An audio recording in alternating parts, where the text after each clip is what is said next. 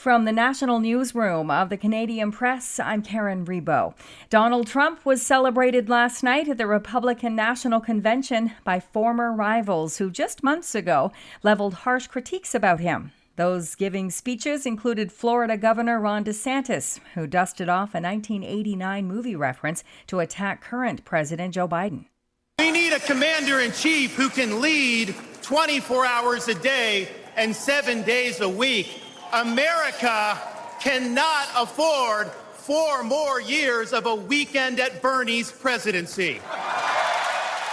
Nikki Haley and Vivek Ramaswamy also addressed the convention in a bid to show unity.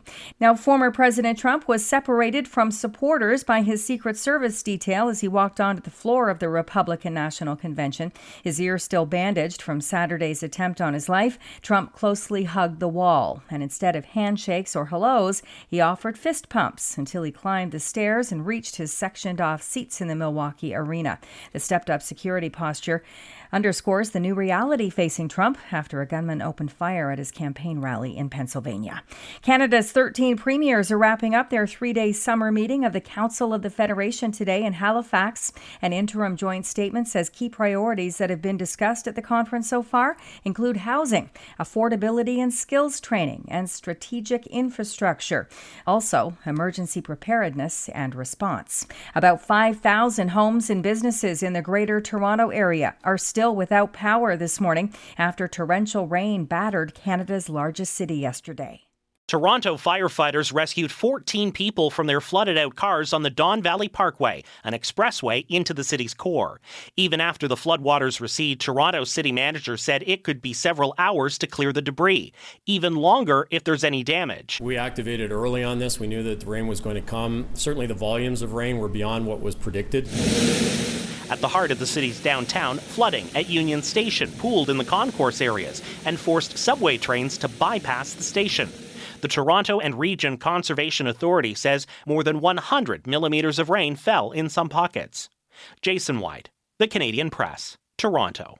As perhaps thousands of southern Ontario residents survey the damage done by yesterday's intense rainfall and flash flooding, the Insurance Bureau of Canada says people need to figure out what their policies cover. The Bureau says some kinds of flood damage will only be covered if you've purchased optional coverage on top of the usual home or vehicle policies. The Italian Health Ministry has placed 12 cities under the most severe heat warning as a wave of hot air from Africa is baking southern Europe. Temps have already exceeded 40 degrees Celsius and are expected to get even higher later in the week. This is the Canadian Press.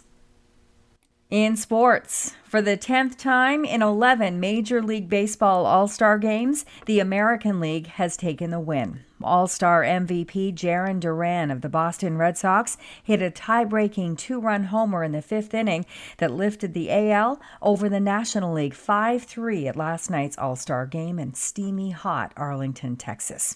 Country singer and 4-time Grammy nominee Ingrid Andress says she was drunk during her widely panned performance of the Star-Spangled Banner at Monday night's MLB Home Run Derby.